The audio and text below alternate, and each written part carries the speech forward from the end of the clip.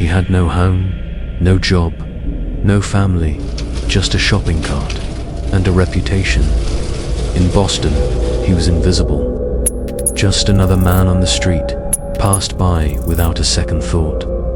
But one cold afternoon in 2013, something changed. He found a backpack. Inside it, $40,000 in cash and traveler's checks. And what he did next would not only make headlines around the world, it would divide a city and expose a past no one was ready to face. This is the story of Glen James, the homeless man who returned a fortune, and what the world learned after saying thank you. It started just like any other day. Glen James sat on the sidewalk near a shopping plaza in Dorchester, Massachusetts. He wore a worn jacket, scuffed shoes, and carried a weathered plastic cup marked "God Bless." A sign next to him read, "Anything helps." People walked by, some dropped coins. Most didn't look. Glen had been homeless for years, living in shelters, sleeping on benches. He used to have a job once, a life, but it slipped away piece by piece. That day, as he moved toward a nearby bench to rest his feet, he spotted something odd. A black backpack left unattended beside a garbage can. He looked around, no one in sight. He opened it carefully. Inside were passports, personal documents, and something else. Wads of $100 bills, stacks of traveler's checks, a bank statement. He later told reporters, "God has always looked after me. I wasn't going to keep that money. That's not mine." So, Glen James, who had nothing, walked straight to a nearby store, found a police officer, and handed it all over.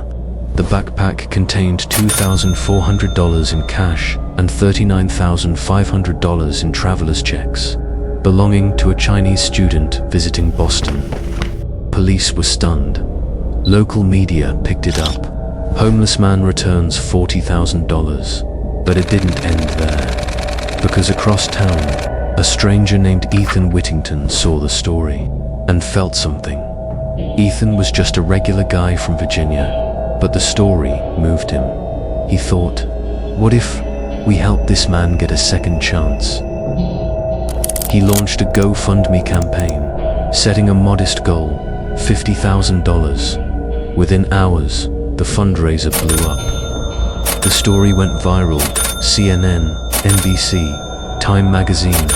People from around the world flooded in with donations. In 1 week, over $160,000 had been raised. Strangers wrote messages. "You restored my faith in humanity. You deserve more than a thank you." Glen James, once invisible, was now a national hero. Boston held a ceremony. He was given a special plaque for his honesty. City leaders shook his hand, and for the first time in years, Glen smiled. But the internet never forgets. And soon, curiosity turned into something else. Scrutiny. A few local journalists started asking questions. Who was Glen James, really? The deeper they looked, the more complicated the story became. They found old court documents. Before becoming homeless, Glen had once worked as a courthouse clerk, but he'd lost that job. Why? According to court records, Glen had been charged with larceny and misuse of public funds. He'd taken money from court deposits he was supposed to manage. It wasn't a huge amount, but it was enough to lose his job, banned his reputation. He spiraled into debt. Eventually, he became homeless.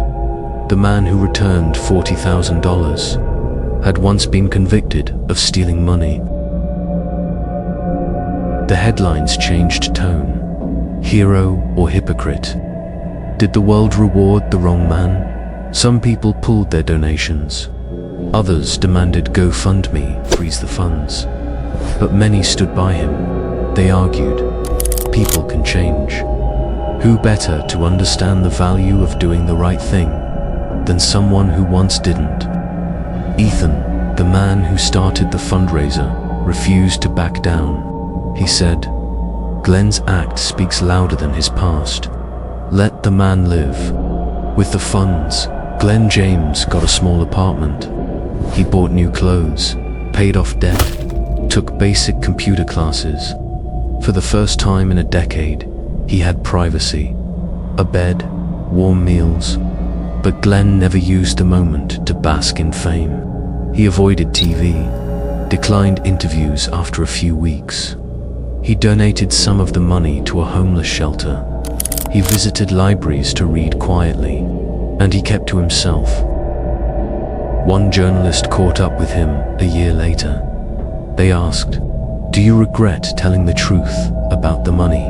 Glen said, "No, I only regret not getting my life together sooner. But God gave me another chance." He faded from the headlines. The world moved on. But for a moment, the man with nothing became a symbol of honesty, and the city that once ignored him gave him something no money could ever buy: a second chance. Sometimes, the stories that inspire us most aren't clean or perfect. They're messy, human, real. Glen James wasn't a saint. He made mistakes. But when faced with a moment of truth, he chose right, and in doing so, reminded the world what doing the right thing really looks like. What would you do if you found $40,000 in a backpack? Would you keep it, return it, stay silent? Let me know in the comments below. If you believe in second chances and stories with a twist, subscribe for more real stories with a hidden twist. Because the truth is never simple. And don't forget to like, share, and turn on the bell. Your support makes all of this possible.